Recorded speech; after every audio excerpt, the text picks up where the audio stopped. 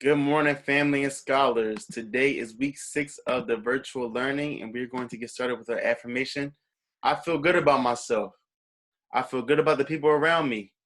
I feel goodness all around me, and it will follow me for the rest of my life because I walk with good and I talk with good and I am good, and that feels real good. Good, better, best. Never let it rest until your good is your better and your better is your best. So we're going to start with our norms for virtual learning. Be on time. Frame your camera correctly. Mute yourself when not speaking. Your camera should be on. Wear school-appropriate clothing. Pay attention. Take notes. And stay on task. The jewel of the month is citizenship. Citizenship is the position or status of being a citizen of a particular country. Our quote of the day: be the change you want to see in the world. And if you can't be that change, then either get out of the way of the person who wants to be that change or support the individual with your financial resources.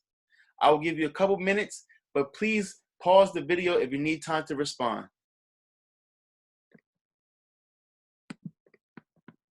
So our standard for this week: cite specific textual evidence to support analysis of primary and secondary sources.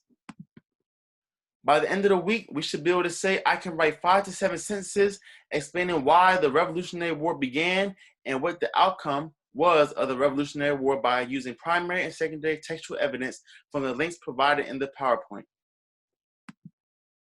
Here is the link to the text that will answer the questions to the objective and to the questions on Google Classroom. Now we will begin. Chapter 4, Section 1, The Revolution Begins. The tensions between the colonies and Great Britain led to the armed conflict in 1775. The learning goals: I understand the causes and effects that led up to the American Revolution. The First Continental Congress demanded certain rights from Great Britain. The First Continental Congress was a meeting in Philadelphia of delegates from all colonies except Georgia. Delegates halted trade with Britain and alerted the colonial militia to prepare for the war. They drafted the Declaration of Rights. They include the right to life, liberty, and property. John Locke was the Enlightenment philosopher. So, we know that a delegate is a person sent or authorized to represent others in a particular, an elected representative sent to a conference. That is what a delegate is. Delegates didn't want to separate from Britain at this time. They only wanted the king to fix the problems and address their issues. Patrick Henry returns to Virginia to report to the House of Burgesses. I know not what course others may take, but as for me, give me liberty or give me death. This is a quote from Patrick Henry. Colonists who chose to fight for the independence from Britain became known as patriots. So a patriot is a colonist who chose to fight for independence from Britain. Armed conflict between British soldiers and colonists broke out with the shot heard round the world. The rise of Paul Revere. Massachusetts Governor General Thomas Gage sent British troops to seize weapons at Concord. Paul Revere and 2 others rode to warn colonists to hide the weapons. Local militia called Minutemen ready for battle. The battles at Lexington and Concord.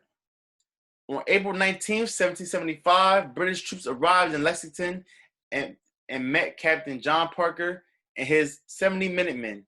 Parker tells Minutemen not to shoot unless fired upon. So he told them to wait until someone fired first.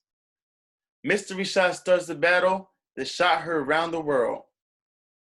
The Minutemen equals 10 dead and 8 dead and 10 wounded. So that's a total of 18 injured. 8 ended up killed and 10 were wounded. British soldiers were called the Redcoats. Continue on to Concord, but are forced to retreat back to Boston. Their red uniforms made it an easy target for patriot marksmen who hide behind trees and bushes and ambush the redcoats all along the road. The Second Continental Congress created the Continental Army to fight the British. The Second Continental Congress, the delegates from 12 colonies met in Philadelphia, PA in May 1775. Some called for peace, others called for war. Compromised, sent word to colonies to create new state constitutions, created army but also sent olive branch petition to King George III, who refused to read it and planned new punishments for the colonies instead. The Continental Army. Congress created the Continental Army. The Massachusetts militia made up the original part of the army. Later, volunteers joined from the rest of the colonies. Named the Virginian George Washington to command army and prepare for the war. And we know George Washington as the quote-unquote first president. In two early battles, the army lost control of Boston, but then regained it. The Battle of Bunker Hill. The Patriot Army under the command of Benedict Arnold attacked British at Fort Ticonderoga in New York on May 10, 1775, to seize large supply of weapons.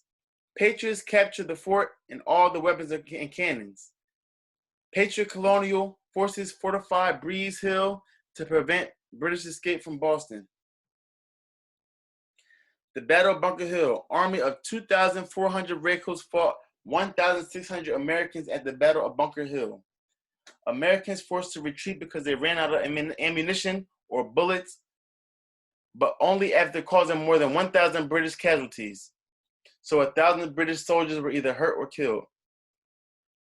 Breeze Hill Bunker Hill proved that Patriots were willing and able to stand up to the larger, better, and trained and supplied British Army. Dorchester Heights. General Washington arrived in Boston and took command. They sent Colonel Henry Knox to retrieve the cannons from Fort Ticonderoga, 300 miles through the forest and in the winter. So this is very snow and heavy snow at that time. In March 1776, Washington moved his army to Dorchester Heights and positioned the cannons on Nook's Hill at night to surprise the British. The British were forced to retreat from Boston. So, going over the reading from the link and the PowerPoint, you should be able to write 5 to 7 sentences explaining why the Revolutionary War began and what the outcome was of the Revolutionary War by using primary and secondary textual evidence from the links provided in the PowerPoint. Our exit ticket. Can you analyze or write specific textual evidence to support analysis of primary and secondary sources of the chapter? Thank you for tuning in and have a great day on purpose.